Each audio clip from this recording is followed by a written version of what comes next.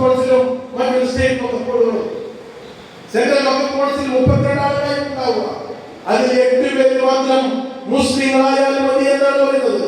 ബാക്കി 24 പേരും മുസ്ലിങ്ങളല്ലാത്തവരാകാം, തടസ്സമില്ല.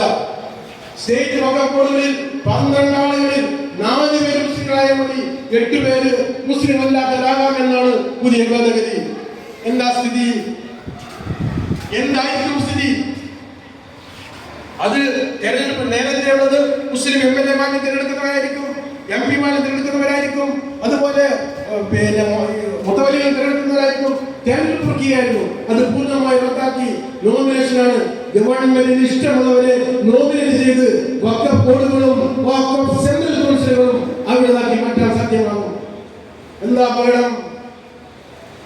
ഇപ്പോൾ വഖഫ് ഭൂമി വഖഫ് ബോർഡിന് കീഴിലുള്ള പള്ളികൾ വഖഫ് ബോർഡ് രജിസ്റ്റർ ചെയ്യണമല്ലോ. ഇപ്പോൾ രജിസ്റ്റർ ചെയ്യാത്തതുണ്ടാവും.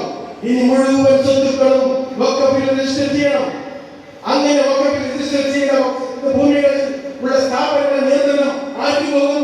വഖഫ് ബോർഡിന് പോകും, സെൻട്രൽ വഖഫ് കൗൺസിലിന് പോകും. അങ്ങനെ പോയാൽ വഖഫ് ബോർഡിന് കീഴിലുള്ള പള്ളികളിൽ വെള്ളിയാഴ്ചകൾ ഖുതുബ നിർവഹിക്കുമ്പോൾ ഇന്ന ഖുതുബ മാത്രമേ നിങ്ങൾ പറയാവൂ, ഞങ്ങൾ എഴുതി തരുന്ന ഖുതുബയെ നിങ്ങൾ ഖുതുബയായി പ്രസംഗിക്കാവൂ എന്ന് തിട്ടൂരവരും. നമ്മൾ പഠിക്കുന്ന മദ്രസകളിൽ ശ്രീരാമന്റെ കഥ പഠിപ്പിക്കണം. എവിടെ മദ്രസകളിൽ ഇസ്ലാം എന്ന് പറയുന്നത് ഏകമത വിശ്വാസത്തിലാണ് അതിന്റെ അടിത്തറ എന്ന് പറയുന്നത്. ആ